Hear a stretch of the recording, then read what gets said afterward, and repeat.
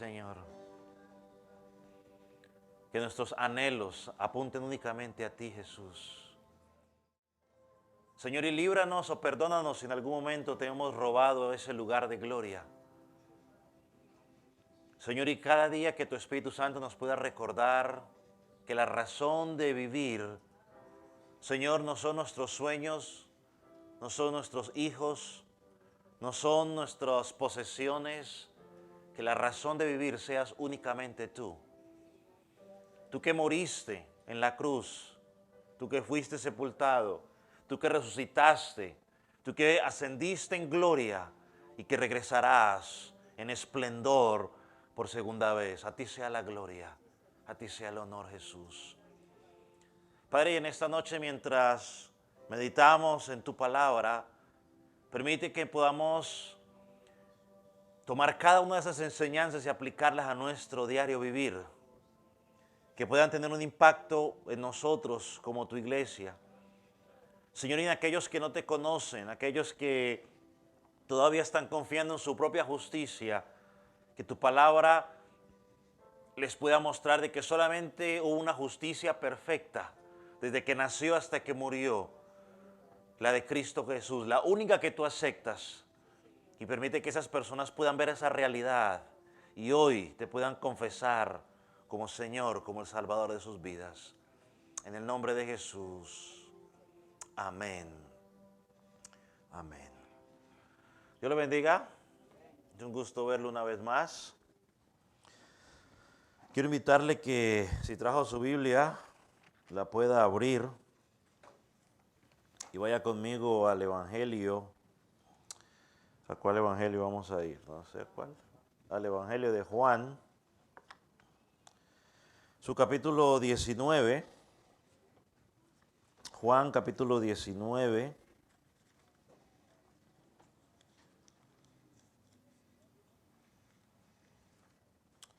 vamos a leer el versículo 38 hasta el 42, pueden indicar con un amén cuando lo haya localizado. Y vamos a permitir leer la palabra del Señor Dice, después de todo esto, José de Arimatea, que era discípulo de Jesús, pero secretamente por miedo de los judíos, rogó a Pilato que le permitiese llevar el cuerpo de Jesús. Y Pilato se lo concedió. Entonces vino y se llevó el cuerpo de Jesús, también Nicodemo, el que antes había visitado a Jesús de noche, vino trayendo un compuesto de mirra y de aloes como 100 libras. Tomaron pues el cuerpo de Jesús y lo envolvieron en lienzos con especies aromáticas, según es costumbre sepultar entre los judíos. Y en el lugar donde había sido crucificado había un huerto, y en el huerto un sepulcro nuevo, en el cual aún no había sido puesto ninguno. Y allí pues, por causa de la preparación de la Pascua de los judíos, porque aquel sepulcro estaba cerca, pusieron a Jesús. Amén. Puede tomar asiento. Normalmente cuando nosotros pensamos en la obra de nuestro Señor Jesucristo, normalmente nos enfocamos en el camino a la cruz. Vemos todo lo que pasó en la cruz, recordamos quizás sus palabras y luego nos pasamos a la parte quizás de la obra maravillosa, cumbre del ministerio de Jesús, que es su resurrección. Y no estoy diciendo que no sea importante, las dos cosas son importantes, saber que Jesucristo murió y es importante saber que Jesucristo resucitó. El apóstol Pablo, como lo veremos la próxima semana, si Dios nos da vida, el apóstol Pablo dijo claramente en Romanos capítulo 15, ¿no? Si Cristo no resucitó, vana es nuestra fe. Vana es nuestra predicación, ¿no? El hecho de que Jesucristo haya resucitado también es un anticipo a lo que va a pasar con nosotros cuando Jesucristo regrese en gloria por los suyos, por los que estén, por los suyos. Así que hoy vamos o antes de hablar de de la resurrección de Jesús, mientras hablamos de este tema de cristología, la misión de Cristo, vamos a hablar hoy en cuanto a la sepultura, cuando Jesucristo fue sepultado. Hay detalles importantes que estudiamos la semana pasada, donde hablamos de las profecías que se cumplieron en Jesucristo. Y es interesante notar que aún en la sepultura de Jesús se cumplen una profecía más. Si usted va a Isaías 53, versículo 9, Isaías 53, versículo 9,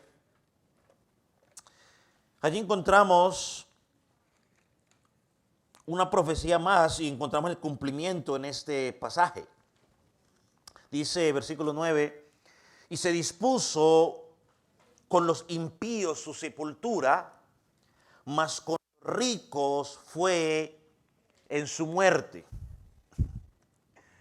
Ahora, en el pasaje que acabamos de leer, en Juan, encontramos dos personajes. ¿Cuáles son los dos personajes? José de Arimatea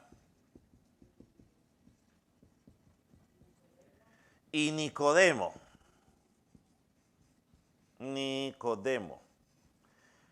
El nombre José era tan popular en sus tiempos que me imagino que el autor, para poderlo identificar más fácil, dejó el apellido, ¿no?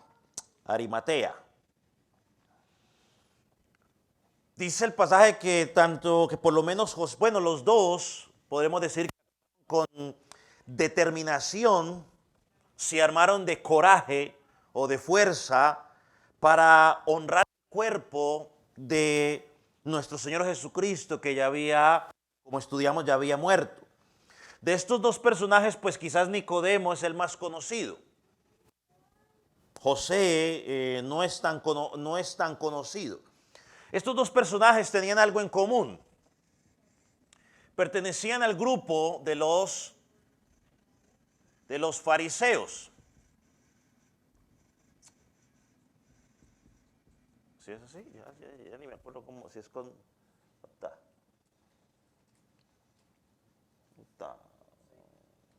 ¿Es con C? No, con S, ¿no? Pertenecían al grupo de los fariseos y posiblemente al Sanedrín. Así que pertenecían al grupo de los fariseos, así que estos dos personajes no eran cualquier cosa. Ahora déjeme decir algo rápido sobre los fariseos, porque normalmente nosotros cuando pensamos en los fariseos, lo primero que nos viene a la mente, ¿qué es? Hipócritas, ¿no? Lo primero que nosotros pensamos en fariseos es hipócritas, y los fariseos no. Pero no es tanto así, ¿no? Sí actúan hipócritamente, pero no podemos relacionarlos siempre de esa manera. Los fariseos eran un grupo que de hecho su nombre significa separar. Y ellos eran los puritanos del judaísmo.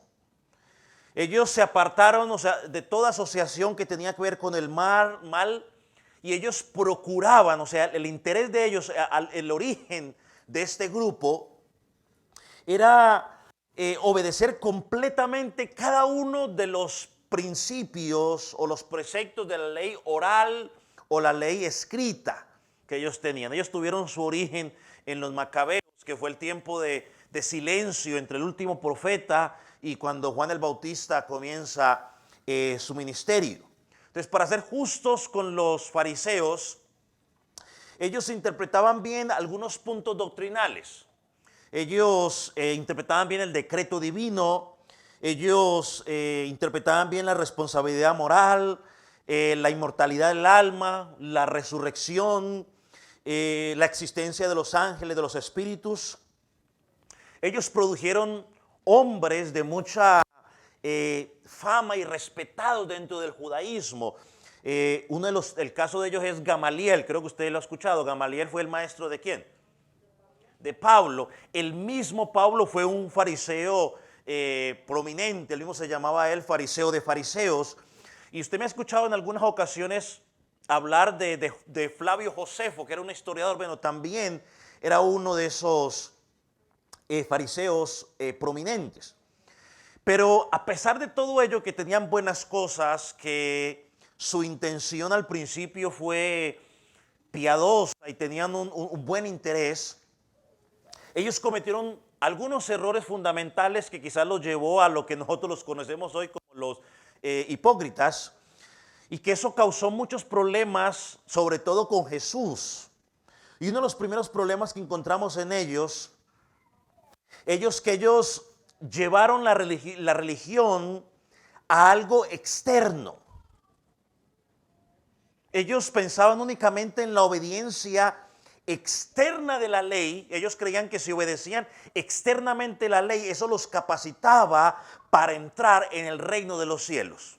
Ellos pensaban eso, que si ellos obedecían externamente, entraban en el reino de los cielos. Por eso fue que Jesús, allá en Mateo 23, versículo 26 y 28, les dijo lo siguiente: ay de vosotros, escribas y fariseos, hipócritas, porque sois semejantes a sepulcros blanqueados, que por fuera a la verdad se muestran hermosos, mas por dentro están llenos de huesos, de muertos y de toda inmundicia. Así también vosotros por fuera la verdad os mostráis justos a los hombres, pero por dentro estáis llenos de hipocresía y de iniquidad. O sea que ellos pensaban que por su propia justicia podían entrar al cielo. Eso fue uno de los errores que ellos tuvieron. El segundo error que podemos encontrar, los problemas que ellos tenían, es que daban mucha importancia a la tradición oral. La tradición oral es lo que va diciendo que mi abuelo dijo, que mi bisabuelo, que mi tatarabuelo. Bueno, esa es la tradición oral que va pasando de generación en generación a través de la voz. Y ellos le daban mucha importancia a esa tradición y marginaban las escrituras, o sea, aislaban las escrituras. Esta es la razón por la cual Jesús en muchas ocasiones les dijo: oísteis que fue dicho. Estaba haciendo referencia a esa tradición oral, pero ahora yo les digo. Ellos dejaron de ver la enseñanza detrás de la ley. Se enfocaban tanto en los puntos de la ley que perdieron de vista lo que había detrás de cada mandamiento que se encontraba en la ley. Es algo similar como lo que pasa con Roma. Roma hoy acepta la tradición y la pone a la par de la escritura. Y por eso en la Reforma, cuando hablamos de las 5 solas, usted recordará, una de las 5 solas fue sola ¿qué? Sola escritura. Es decir, la escritura es suficiente ¿en qué? En sí misma. Ella es suficiente en sí misma. No tenemos que añadirle más nada. Todo tiene que ser interpretado a la luz o tiene que ser interpretado con base en la escritura. No es la escritura más, no sé, cualquier otra cosa que le queramos meter. Entonces no podemos hacerlo a través de la tradición oral, porque en la tradición oral lo que el padre de familia le pudo haber dicho al hijo, cuando llegue al tataranieto, ya va a llegar otra cosa. Yo estaba queriendo buscar algún ejemplo, pero pues no sé, quizás el papá, no sé, dijo, no sé, por el perro, el perro por el dinero baila, y después al tataranieto le sigue diciendo, bueno, el perro baila sin dinero, cualquier cosa. O sea, se corre ese riesgo. Entonces, por eso Jesucristo, o Dios, lo que quería revelarnos, lo dejó revelado en su escritura, para que no haya confusión. El tercer conflicto que encontramos en ellos es que ellos se creían superiores que los demás. porque guardaban la ley externamente. Ellos se creían superiores y menospreciaban a los demás. Recuerden al joven rico cuando acercó y le dijo a Jesús, Jesús, todos los mandamientos los he guardado desde mi niñez. Jesús, ¿qué más me falta? O sea, según él ya estaba listo, estaba sobrado en todo. Entonces, pero a pesar de que tenían, digamos, esos tres conflictos que podemos mencionar a grandes rasgos, siempre había un remanente. ¿Qué es un remanente? Un grupo pequeño. Siempre, en todo lugar, siempre hay un remanente. Es que todos los hombres son iguales. No, hay un remanente, no todos son iguales. Todas las mujeres son iguales, no. Todos los bebés son iguales, lloran, no. Hay un remanente, hay unos que lloran, que no lloran, duermen toda la noche. Hay otros que no duermen en toda la noche por un año y pico. Yo tengo experiencia en ello. Entonces siempre hay un remanente. Y ese remanente nos encontramos con José de Arimatea y con Nicodemo. ¿Quién era José de Arimatea? Bueno, era un miembro prominente y destacado del Consejo de los Judíos. Era miembro nada más y nada menos que del Sanedrín, como la Corte Suprema de Justicia de los judíos. Es tan notable que los 4 evangelios hablan de este hombre. Solamente aparece esta vez en la Escritura, pero su aparición es corta y sustanciosa. Pero todos los evangelios hablan de él. Ahora analicemos algo. En la cruz se salvó un ladrón, se salvó un centurión romano, hablamos de que se salvaron algunos soldados, pero aquí encontramos a uno de los miembros del Sanedrín demostrando con sus acciones un verdadero arrepentimiento. Lucas 23, uno de los pasajes paralelos de este evento, mire cómo lo describe como un hombre bueno y un hombre justo. Y la palabra justo es la misma palabra que se usa cuando se hace referencia a Jesús como un hombre justo. O sea, Jesús fue justo por su propia justicia, pero este José de Arimatea era justo porque la justicia de Dios se le había acreditado a él. Lo mismo que usted y yo. Si estamos en Cristo, somos justos, no por nuestra propia cuenta, sino porque la justicia de ¿quién? De Cristo se nos fue acreditada a nosotros. No diga Dios, no, la justicia de Cristo se nos fue acreditada a nosotros. Cristo era justo por naturaleza y este otro era justo por gracia. Lo mismo que usted y yo. Usted y yo somos justos por gracia. ¿Merecíamos? No. Pero sin embargo, Dios nos hizo justos por la obra de Jesucristo. En Mateo 27, de José de Arimatea, se nos dice que era un discípulo de Jesús. Discípulo de Jesús. No vaya a pensar que estaba hablando de uno de los 12, no. Era un discípulo, un seguidor de Jesús. Aquí en Juan 19 ya nos amplía un poco más el concepto y nos dice que era un discípulo de Jesús, pero de la secreta, dice. Era secreto por temor a los judíos y particularmente por temor al Sanedrín, como ya lo mencionamos. Entonces, era un discípulo de Jesucristo porque había llegado a creer en Jesús como el Mesías. En Marcos capítulo 3, 15, versículo 43, no tiene que buscarlo. Allí se nos dice algo interesante, porque aquí, bueno, sí, mire lo que nos dice en ¿qué dije? Marcos 15, 43 sobre José. Dice, José de Arimatea era miembro noble del concilio, o sea, del Sanedrín. Y mire lo que dice. Es más, búsquelo, sí, búsquelo, yo quiero que usted lo vea. Mejor búsquelo. Marcos, ¿qué dije? 15. Creo que a los hermanos que nos ven en línea sí le va a aparecer, por lo menos los que ven en español. Como me gustaría poder tener un sistema en inglés también para poner los versículos hermanos en inglés, pero bueno, un día llegaremos a hacer tecnología hermanos en inglés. Así que si no está orando por eso, pues empiece a orar a ver cómo Dios ilumina al hermano Cristian, a ver cómo me puede hacer, al ingeniero Cristian. Mira lo que dice el versículo 43. José de Arimatea era miembro noble del concilio. Y mira lo que dice al final. ¿Qué dice? Que también esperaba el reino de Dios. Estaba esperando el reino de Dios. Era un verdadero judío que había entendido la promesa de salvación en el Antiguo Testamento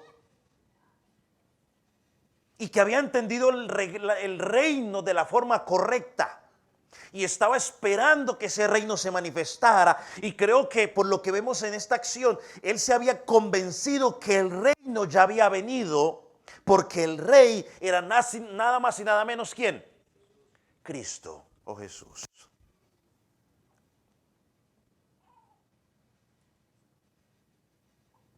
Él sabía, José, el precio que tenía que pagar si él públicamente decía que era discípulo de Jesucristo.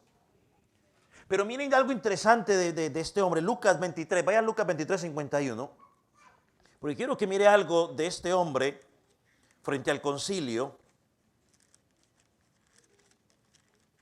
Lucas 23, 51.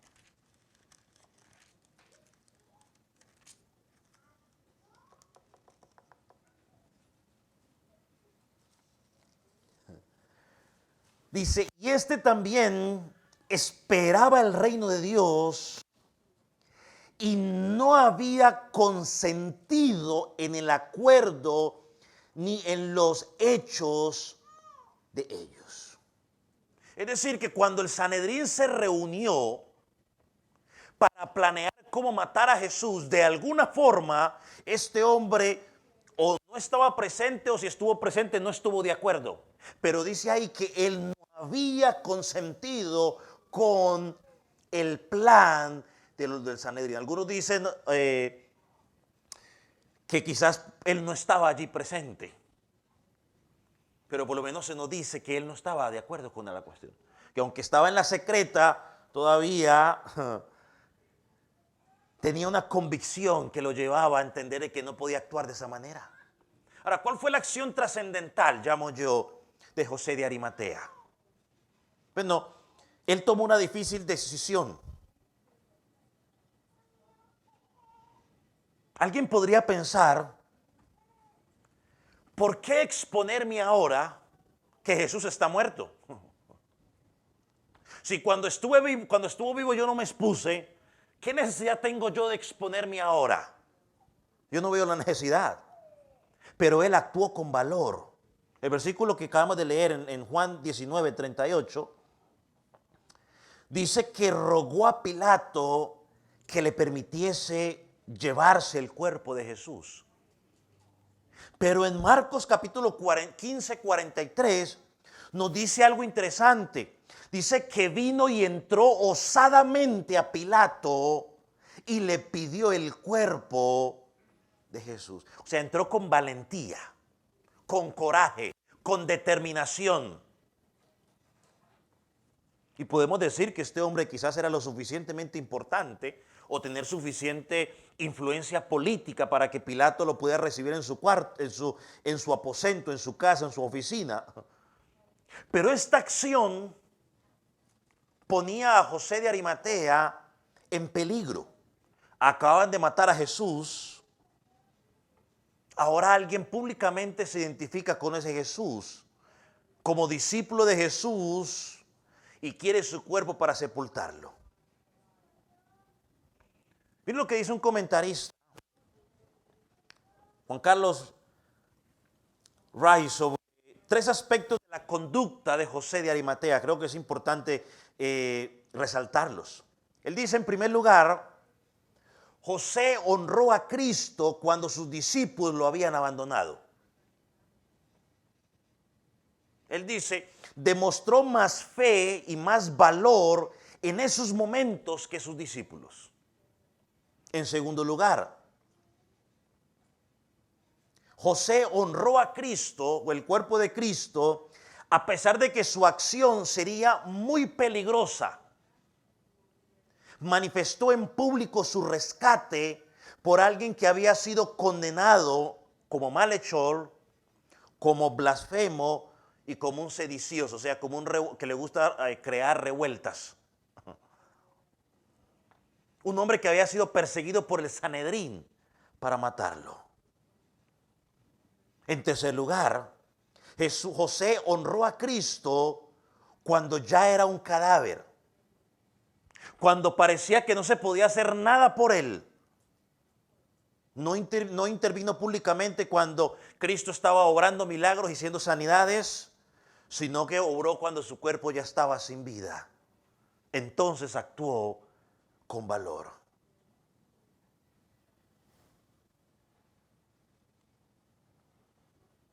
Uno de los fariseos estaba actuando de forma totalmente contraria a la que estaban actuando los demás. ¿Cómo actuaron los demás? Con odio, con resentimiento, con amargura, con mentiras, con inmisericordia.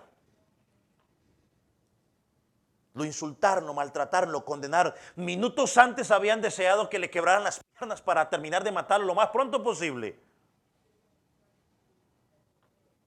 Y aquí encontramos a uno de ellos pidiendo el cuerpo de Jesús. La pregunta es, ¿por qué no se opusieron estos líderes, el resto?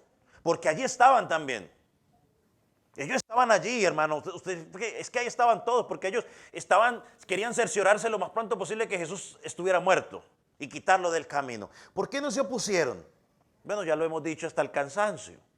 Porque se acercaba la Pascua, era día de reposo, y ellos necesitaban que ese cuerpo se bajara de la cruz lo más pronto posible y lo enterraran lo más pronto posible. No importa quién lo haga, lo queremos muerto y enterrado. ¿Para qué? Bueno, para irnos con nuestras conciencias limpias y tranquilas, según ellos, a cumplir con sus festividades externas. Porque internamente ya sabemos que su corazón estaba totalmente podrido por todo lo que estaban haciendo. ¿Cuáles eran las consecuencias de José de Arimatea? José llegó a la convicción de que Jesucristo era el rey, era el Mesías. Se llenó de coraje para decirlo públicamente. Bueno, eso tendría consecuencias políticas y religiosas para él. Él podría perder su carrera política y su carrera religiosa en el Sanedrín por esta acción. O sea, perdería su prestigio, sería expulsado de la sinagoga y sin embargo no le importó. ¿Cuál es la aplicación de esto para nosotros hoy, mis hermanos? Aquí vemos una vez más el costo de ser discípulo de Jesucristo.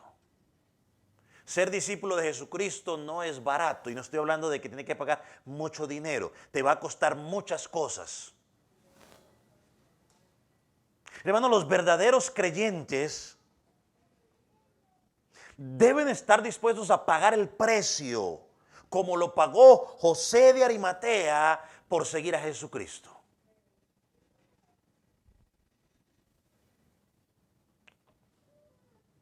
¿Dónde estaban los apóstoles? ¿Dónde estaban los que la noche anterior, no sé, quizás 12 horas o 13 horas o no sé, 16 horas atrás habían dicho, vamos a dar nuestra vida por ti? Entonces, yo sé que a algunos no les va a gustar mucho la aplicación que estoy haciendo, la que voy a hacer, pero es necesaria hacerla, la hago con responsabilidad y lo hago con amor, hermanos. Pero ese era un momento crítico para confesar, soy seguidor de Jesucristo. Hoy estamos en momentos críticos donde se necesita tener ese coraje para decir, soy seguidor de Jesucristo. Porque si usted dice algo en las redes sociales, lo censuran. Ay, entonces para que no me sigan en las redes sociales, no voy a decir nada. Me voy a quedar callado. Mientras el mundo se está proclamando su agenda. ¿Su agenda qué? ¿Cómo se llama eso? Globalista o como sea que le podamos llamar eso. Su agenda diabólica. Yo creo que aquí es donde realmente toma valor Romanos 10, 9 y 10. Porque aquí dice que el que confiesa con su boca, dice que confiesa con su boca y cree con su corazón. Y los creyentes hoy en día creemos que confesar con la boca es decir, sí, yo soy cristiano. ¿Usted sabe lo que significaba para ellos en ese tiempo decir, soy cristiano? Era cosa de vida o muerte. Usted puede salir a gritar allá, soy cristiano. Y todo el mundo va a decir, amén. Toque la bocina si eres cristiano. Pongo un letrero ahí a ver cuántos no pasan y pi, pi, y tocan la bocina. Pero la pregunta es, ¿cuántos de esos pueden ir allá a Medio Oriente y decir, soy cristiano? Para José de Arimatea, para Nicodemo, pararse frente al Sanedrín y Pilato y decir, soy discípulo de Jesucristo, era cuestión de vida o muerte. Por eso los discípulos no estaban por allí. Estaban escapando por su vida. Hermano, tenemos que estar dispuestos a pagar el precio de seguir a Jesús en momentos cuando los que dicen ser cristianos no están por ningún lado. Déjeme hacerle unas preguntas más. Aquellos que decimos que somos cristianos, aquellos que decimos que amamos al Maestro, ¿estás dispuesto a defender tu fe? ¿Estás dispuesto a dar la cara diciendo que eres discípulo de Cristo en momentos críticos como los que estaba pasando José de Arimatea? ¿Estás dispuesto a pagar el precio cuando el mundo entero está en tu contra?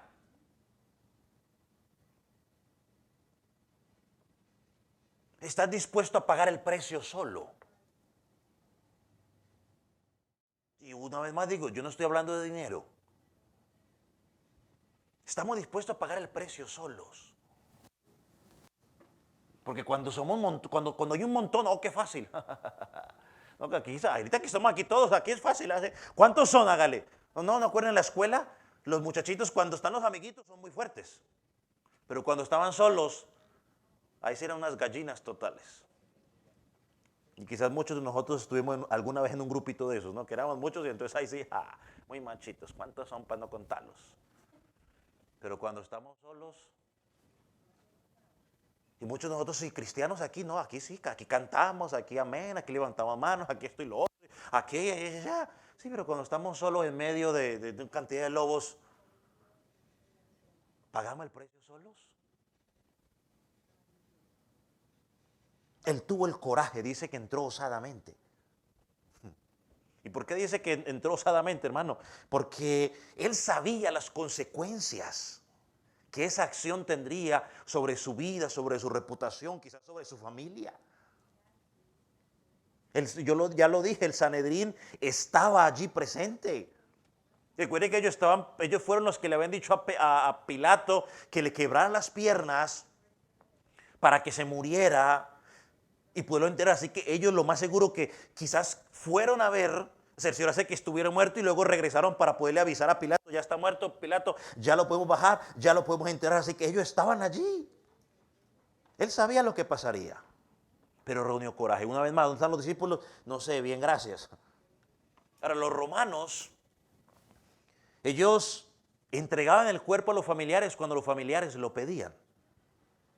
Los delincuentes que mataban, como no aparecían los familiares, entonces simplemente los echaban a un vertedero o una fosa común como la conocemos nosotros, para luego ser quemados. O sea, no había entierro, no había nada, los tiraban. Con Jesús a primera instancia, ¿quién iba a pedir el cuerpo? Los discípulos volaron. Las mujeres dicen que estaban allí, pero pues, ¿cómo se acercan esas mujeres allá a pedir cuerpo cuando muchas veces ni les prestaban atención? Bueno, una vez más, la providencia de Dios en este lugar. Este hombre llegó al convencimiento y dio un paso al frente y pidió el cuerpo para sepultarlo dignamente. La providencia de Dios. Y una vez más, hermano, a veces como cristianos Muchas veces nos toca tomar. Qué tal que se hubiera puesto a pensar, no, eso es responsabilidad de los discípulos. Que vengan los discípulos, que vengan la mamá. ¿Cuántas veces nosotros estamos así? Ah, no, sí, sí, eso que lo haga el pastor, que lo hagan los líderes, que lo haga Sutano, que lo haga Mengano. No, hermano, hay momentos en que el Hijo de Dios, cuando tiene la convicción, da el paso al frente, esté el que esté o no esté nadie, lo hago. Si se tiene que hacer, lo voy a hacer. Y esa es la aplicación que podemos sacar nosotros, mi estimado hermano, allí. Y ahí se cumple una vez más la profecía en Isaías 53:9 que ya leímos hace un rato. Mas con los ricos fue su muerte. ¿Por qué? Porque José de Arimatea parece ser que era un hombre que tenía buena posición económica. Y una vez que le dan el cuerpo, entra nuestro segundo compañero, Nicodemo. Este es más conocido. ¿Se acuerdan de él? Los dos miembros, yo ya los llamo, los dos miembros eran del ex-Sanedrín, ¿no? Los dos miembros, los ex-fariseos, podemos llamarlo así. Bajaron el cuerpo de Cristo y lo prepararon para su sepultura. De Nicodemo sabemos también que fue el mismo que fue a ver a Jesús de noche. Y creo que después de su conversación llegó a la convicción de que Jesucristo era el verdadero Mesías y ahora lo vemos públicamente.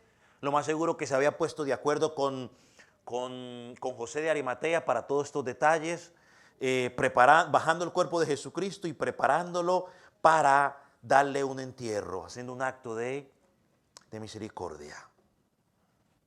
Así que estamos a las 3 de la tarde, digo yo, o un poquito quizás más pasado de las 3 de la tarde, no sé la hora exacta, pero a las 6 de la tarde comenzaba el día de reposo, así que todo esto tenía que terminar. Tenían aproximadamente, no sé, 2 horas y media, llamémoslo así, para llevar todo a cabo. Aquí tenemos que decir que quizás José no se estaba apresurando, y quiero que lo tenga claro, José no se estaba apresurando por temor a violar el día sábado. Eso no era problema para él. Es más, podemos pensar que por el solo hecho de haber ya entrado a la casa de Pilato, ya había violado, ya se había contaminado para celebrar el día sábado. Él estaba movido, si usted me pide una explicación bíblica, él estaba movido, hermano, por el poder de Dios. No se trata tanto de darle un entierro honorable a Cristo, sino que para que se cumpliera la escritura, Jesús tenía que estar antes de las 6 de la tarde ya sepultado. ¿Pero por qué, pastor? Bueno, para que se cumpla la escritura. ¿Qué dice Mateo? Busque Mateo 12, versículo 40. Jesús lo había dicho allí. Mateo 12. Mateo 12, versículo 40. Donde Jesús les está hablando a ellos de que le piden una señal. Y Jesús no les va a dar ninguna señal. Y la señal que les voy a dar es la siguiente, versículo 40. Porque como estuvo Jonás en el vientre del pez 3 días y 3 noches, así estará el Hijo del Hombre en el corazón de la tierra 3 días y 3 noches. Ahora, para los judíos, recuerden, los judíos no cuentan los días como los contamos tú y yo. Nosotros contamos los días de qué horas a qué horas. De las 12 de la noche, de las 12 de la madrugada hasta las 12 de la madrugada. O sea que para nosotros jueves va a ser a las 12 de la 12 en adelante. Hasta las 11:58 sigue siendo miércoles. Ellos lo contaban a partir de las 6 de la tarde. Pero según ellos, la parte del día la contaban como el día ¿qué? Completo. Entonces la sepultura del Señor tenía que darse mientras todavía era viernes, o sea, antes de las 6 de la tarde, para poder estar 3 días en la tumba. Parte del viernes, el sábado y parte del domingo en la mañana. Así que Jesús, aún Dios, en su plan perfecto, aún cada detalle lo orquestó a perfección para que se cumpliera el plazo. Interesante, cuando miramos los versículos más adelante, dice que no tuvieron que salir corriendo a otro lugar a llevar el cuerpo, sino que dice el versículo, ¿dónde está? 42. Allí pues, por causa de la preparación de la Pascua de los judíos, y por aquel sepulcro estaba cerca, pusieron a Jesús. Mire cómo Dios lo orquestó todo, su plan perfecto. Lo que dijo Juan Calvino sobre esta acción de José. Mire lo que dice. Aquí tenemos una extraordinaria prueba de que la muerte de Cristo fue más vivificadora que su vida. Tan grande fue la eficacia de la muerte de Cristo en la mente de estos hombres, o sea, de Nicodemo y de José de Arimatea, que apagó con rapidez todas las pasiones e intereses en su carne y no tuvieron en cuenta su posición ni todo lo que perderían si se identificaban con Cristo. Y con todo lo que ellos estaban, con todo lo que allí estaba ocurriendo, estos hombres se movieron por convicción, de acuerdo a sus deberes, y esto sin tenerle temor a los hombres. Me encanta esa parte. Apagó con rapidez todas sus pasiones e intereses en la carne y no tuvieron en cuenta su posición. ¿Sabe qué es uno de los grandes problemas que nosotros tenemos, y yo me incluyo allí? ¿Sabe cuál es? El qué dirán. ¿Qué van a pensar de mí? ¿Qué va a pensar mi padre? ¿Qué va a pensar mi madre? ¿Qué va a pensar mis hermanos? ¿Qué van a pensar mis amigos? ¿Qué van a pensar de mí? Estos hombres no tuvieron miedo al qué van a decir los hombres, porque su mirada estaba puesta en Cristo. Ellos no se pusieron a pensar en que iban a perder su reputación, su prestigio. No pensaron en su posición social, ni en su posición política. Y quién sabe en qué cosas más que usted y yo no podemos entender en nuestra mente por la cultura en la que estamos viviendo. Quizás muchas cosas más. Pero no les importó. Les importó honrar el cuerpo de aquel que conocían como su maestro, como el Mesías. La pregunta es, ¿cuántas veces tú y yo hemos dejado a un lado lo que la gente diga por honrar a Dios? Por hacer lo que Él pide de nosotros. Pero tristemente a nosotros nos pasa todo lo contrario. Cuando tenemos que decidir entre quedar bien con los hombres y honrar a Cristo, preferimos quedar bien con los hombres. Y Dios hoy anhela hombres y mujeres que prefieran quedar bien con Él. Que prefieran, me equivoqué, no quedar bien con Él, no. Que prefieran honrarlo a Él que quedar bien con los hombres. Hermano, tú y yo vivimos para Dios, no para los hombres. Los hombres somos las personas más, a ver cuál es la palabra, más ingratos que podemos haber. Somos, todos. No se vaya a sacar usted de ese rollo. Todos los hombres somos los más ingratos posibles que usted se puede imaginar. Porque mientras hagan las cosas como nosotros decimos, estamos contentos y a todos los tenemos aquí. Una vez no las hagan como nosotros decimos, empieza la ingratitud. Así que deje de estar pensando en quedar bien con los hombres. Y piense mejor en honrar a Dios.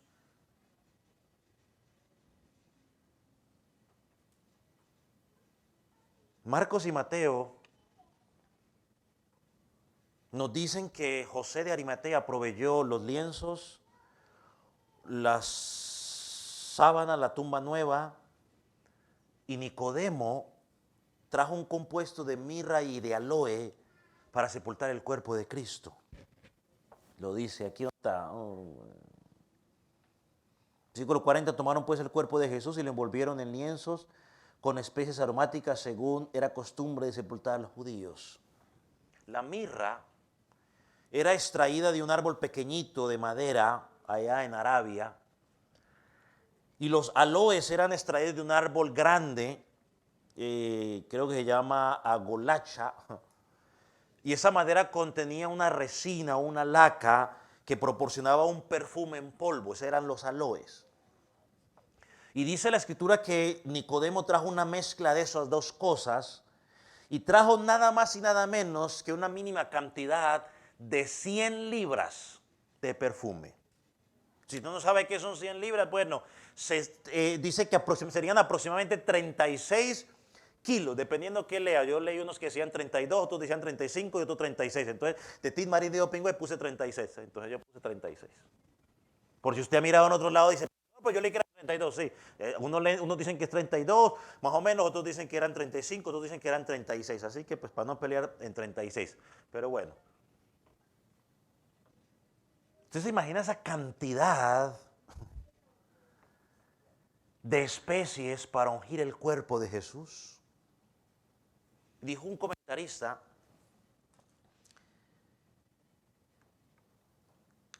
que esa cantidad de especies había sido, hubiera servido para ungir a un rey o a una persona rica o prominente de su época.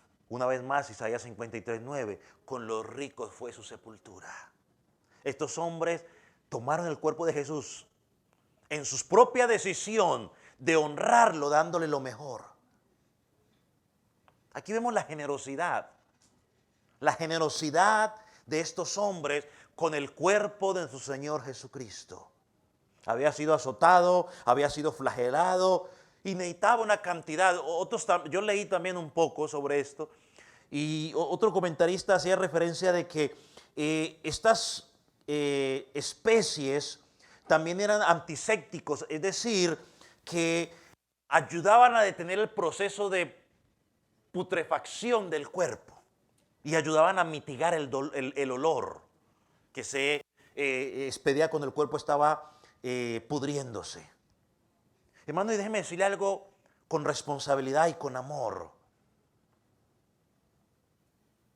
Hermano, cuando tú realmente eres discípulo de Jesucristo, estás dispuesto a pagar el precio.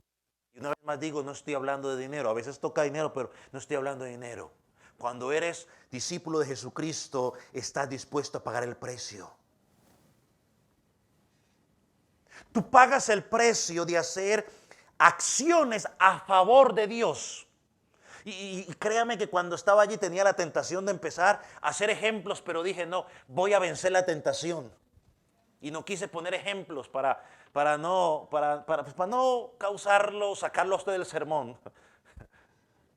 Pero hermano, cuando tú eres verdadero discípulo de Jesucristo, tú estás dispuesto a pagar el precio haciendo acciones prácticas a favor de Dios. Ya usted saque los ejemplos que usted quiera sacar. Hacer acciones. Es que a veces me cuesta vencer las tentaciones. Ya estoy que digo cosas, pero aquí va. Pensando en el versículo 40, mejor hablemos del versículo 40 para no dar ejemplos. Los israelitas no hacían lo que hacemos nosotros con los muertos. Nosotros los muertos, ¿qué hacemos con ellos? Los ponemos en un ataúd y los ponemos 3 o 4 metros debajo tierra. Ni tampoco hacían lo que hacían los egipcios. Los egipcios, ¿qué hacían con ellos? ¿Alguien sabe qué hacían con los egipcios? ¿Cómo? Los embalsamaban. O sea, les sacaban las entrañas, voy a decir otra palabra, las entrañas y el cerebro, pero usted también sabe la palabra que voy a decir, ¿cierto? Empieza por T. Las entrañas, el cerebro y los embalsamaban. Ellos no hacían eso. Ellos tomaban las sábanas estas y los lienzos y a medida de que iban envolviendo los miembros, le iban echando una capa de esa mezcla de mirra y aloe. Cada vez que daban le iban echando esa mezcla, así que iba quedando el lienzo más la mezcla que ellos iban poniendo encima y los preparaban y los sepultaban. Algunos dicen también que les ponían en la parte de abajo donde iba a estar el cuerpo y también en la parte de arriba. Así que Nicodemo y José de Arimatea, pues quizás como no, y las mujeres como quizás no esperaban la resurrección, o quizás no creían en la resurrección o no la entendían, a pesar de que Jesucristo lo había dicho varias veces. Y digo que no la entendían porque si lo hubieran entendido, pues tampoco se hubieran preocupado por preparar tanto el cuerpo del Señor Jesucristo. Pero ahí se cumple una vez más lo que dice el Salmo 16, versículo 10. Si quiere, búsquelo rápidamente. Salmo 16, versículo 10.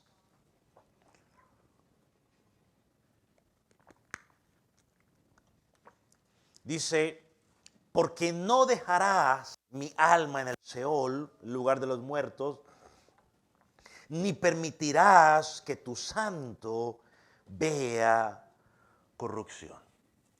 Y cuando miraba sobre las especies, la mirra en particular, dice un comentarista que Cristo en un sentido fue rico dos veces. Dice primero en su nacimiento, porque se puede recordar cuando nació los magos que le trajeron mirra, incienso y oro.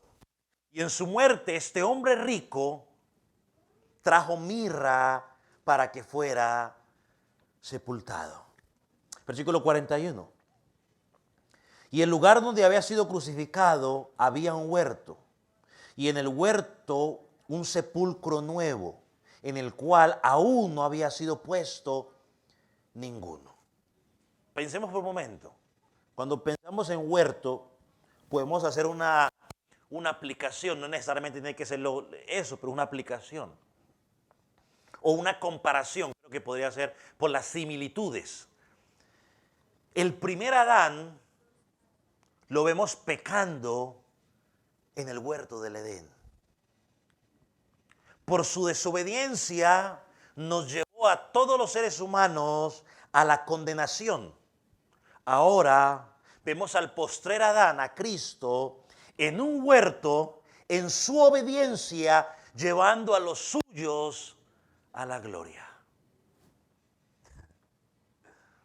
Uno por su obediencia en su vida, uno por su desobediencia en su vida nos llevó a la muerte, y el otro por su obediencia en su muerte nos llevó ¿a dónde? A la vida. Y entonces vemos, una vez más, vemos la providencia de Dios.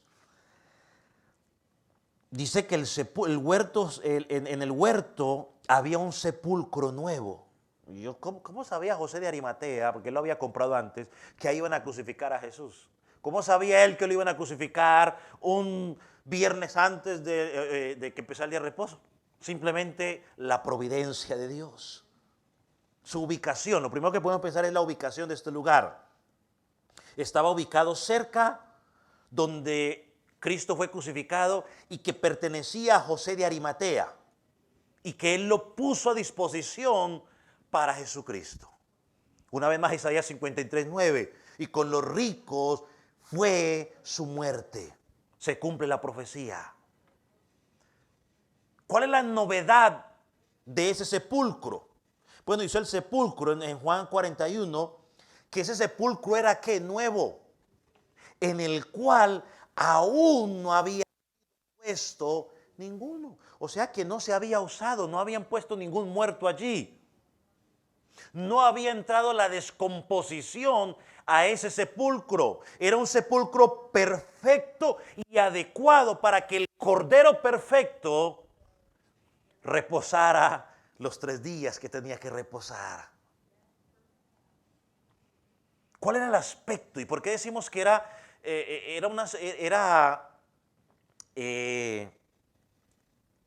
¿cuál era el aspecto? Cuando usted lee Mateo, Marcos y Lucas, nos dicen que este sepulcro había sido labrado en la roca, es decir, fue hecho a mano, que requería bastante trabajo, y ese sepulcro, según los comentaristas y por los detalles que se nos da, era caro. Yo todavía, gracias a Dios, no he tenido la oportunidad de tener que comprar un ataúd para ningún familiar mío. Gracias a Dios hasta ahora no me ha tocado. Algún día me irá a tocar, si no me muero primero yo. Pero yo me imagino y asumo que hay diferentes precios de ataúdes. No todos cuestan lo mismo. Hay unos que son más baraticos, otros que vienen a ser más más caros, ¿no? Dependiendo lo que le pongan. Cuando se murió por allá un personaje famoso aquí, creo que uno de los ataúdes, el ataúd en que lo enterraron tenía no sé qué cosas en oro, y costaba yo no sé cuántos dólares, miles de dólares costaba ese ataúd. Bueno, este sepulcro era costoso, fue hecho a mano, fue labrado en la roca, no un pedazo de roca ahí, no, fue diseñado. Este hombre quizás lo mandó a diseñar para él porque tenía billete, pero ahora lo puso a servicio de Cristo. Una vez más, todo lo contrario a los demás fariseos. Todos los demás mostraron desprecio hacia Jesús. Este hombre demostró amor por Jesús, por el cuerpo de Jesús. ¿Cuál es la aplicación práctica para ello? Mire, yo sé que a la gente normalmente no le gusta que uno hable de esto, pero vamos a hacer esta aplicación porque se puede hacer. Yo no veo aquí ni a José de Arimatea, ni veo a Nicodemo yendo al gobierno a pedir ayuda para suplir las necesidades de Cristo. Usaron sus recursos. Hermanos, los verdaderos hijos de Dios, la iglesia de Jesucristo, los creyentes, hemos entendido que es nuestra responsabilidad suplir las necesidades de la iglesia local. Y para suplir la necesidad de la iglesia local, muchas veces nos toca usar nuestros propios recursos. Es nuestra responsabilidad. Vamos a pedir estampillas al gobierno para que nos ayude a pagar la luz del templo. No, es responsabilidad de los creyentes, de nosotros, de todos nosotros, suplir para cumplir esas necesidades. Se dañó el aire acondicionado, bueno, vamos no sé, a mandar una carta a no sé quién para... No. Es la responsabilidad de la iglesia local suplir las necesidades. Es nuestra responsabilidad. Así que aquí vemos una vez más, hermano, la providencia de Dios para cumplir sus propósitos. Entonces aquí vemos cómo se cierra este capítulo, que todo va encajando de una forma perfecta, pieza por pieza, para que se cumplan las profecías de Dios dentro de la providencia de Dios. Tanto José de Arimatea como Nicodemo actuaron en total libertad y criterio propio en cada una de las cosas que hicieron. Y mientras lo hicieron, cumplieron a cabalidad el plan perfecto que Dios había determinado desde la eternidad. Ahora, permítame recordarle algo para terminar. Aquí estamos viendo el Hijo de Dios, esto usted y yo ya lo sabemos, pero un recordatorio no nos hace daño. Vemos al Hijo de Dios muriendo como sustituto suyo y mío. ¿Lo hizo por qué? Por amor. No quedó solo en palabras. ¿Y por qué lo digo? Porque muchas veces nosotros, quizás muchos de los que estamos aquí, en muchas ocasiones le hemos dicho, Señor, yo te amo. Pero muchas veces todo eso queda simplemente en palabras. Como me dice mi wifi, las palabras se las lleva el viento. Pero el amor de Dios, mi esposa, pero el amor de Dios por su pueblo no se quedó en palabras. Dios entregó a su único hijo por su pueblo. Cristo murió por su pueblo. Cristo permitió que lo maltrataran, permitió que lo humillaran, permitió que lo crucificaran, permitió todo y hasta entregó su vida. Dios permitió que lo metieran en una tumba por amor a los suyos. La pregunta es, ¿amamos nosotros a Dios solo en palabras o en hechos?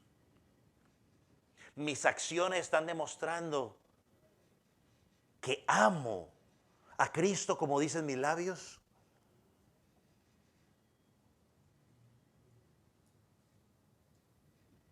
Y quizás adelantándonos un poquitico de introducción para la próxima semana. En su resurrección encontramos que Cristo es el primogénito de todos los muertos. Encontramos que Él cumplió con todo lo que el Padre había pedido para poder ejercer la redención de su pueblo. Y eso es suficiente para que el creyente no le tenga temor a la muerte. Porque si está en Cristo, está vivo. Y no le tenemos temor a la muerte los creyentes porque según la Escritura, Cristo por su muerte mató a la muerte. Por eso no tenemos temor a la muerte. Si tenemos que decir como decía el apóstol Pablo, si me muero pues muchísimo mejor porque ausente en el cuerpo, presente con el Señor. Por eso tenemos temor a la muerte. Sí, hombre, uno quisiera quedarse otro rato aquí y seguir disfrutando con los familiares, los seres queridos, los hermanos en Cristo. Pero yo no tengo temor si me tengo que morir, porque si estoy en Cristo, estoy vivo. Termino con este pasaje. 1 Corintios 15, 54, 57. Quizás lo leamos la semana pasada una vez más. Dice, y cuando esto corruptible, o sea, mi carne, este cuerpo donde usted se encuentra en este momento, se haya vestido de incorrupción y esto mortal se haya vestido de inmortalidad, entonces se cumplirá la palabra que está escrita, aleluya. Sorbida es la muerte en victoria. ¿Dónde está, oh muerte, tu aguijón? ¿Dónde, oh sepulcro, tu victoria? Ya que el aguijón de la muerte es el pecado y el poder del pecado la ley. Mas gracias sean dadas a Dios, que nos da la victoria por medio de nuestro Señor Jesucristo. Porque Él vive, no temo el mañana, dice ese glorioso himno.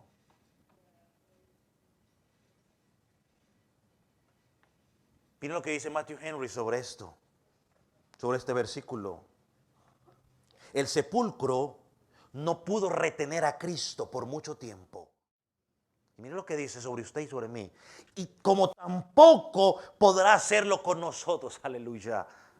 Todo aquel que tiene como cabeza a Cristo, que se encuentra en el cielo, no debe tener ningún miedo de poner sus pies en el sepulcro aquí en la tierra. Amén.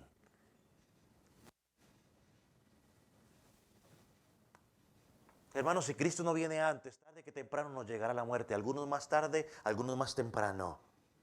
Nos va a llegar esa muerte física, pero no la tenemos. Porque Cristo venció y porque Él venció, tú y yo tenemos vida. Por eso Romanos 8 dice, somos más que vencedores en Cristo. Aleluya. ¿Comentarios o preguntas?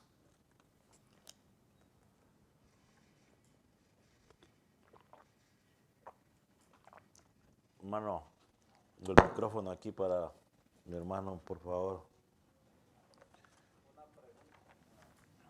Una nomás. La palabra que acabamos de leer dice que 3 días en la tumba, pero viernes no es un día completo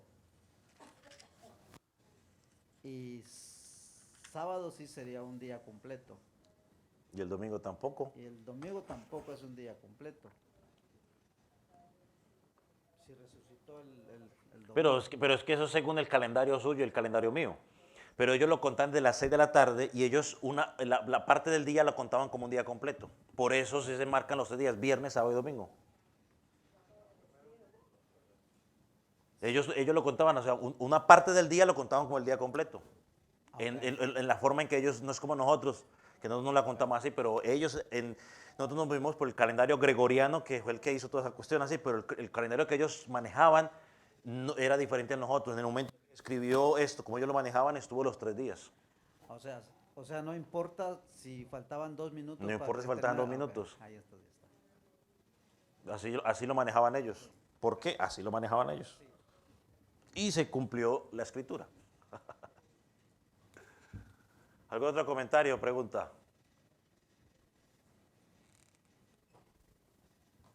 No me acuerdo en qué fecha entró el calendario gregoriano. Ese es el... Pero hay muchas cosas raras en el calendario gregoriano. De hecho fue por Gregorio, ¿no? Algo así. Pero bueno, ya llevamos 2000 y pico años, tiempo en eso, así que sigamos ahí tranquilos. ¿No hay más preguntas ni comentarios? Entonces vamos a orar entonces.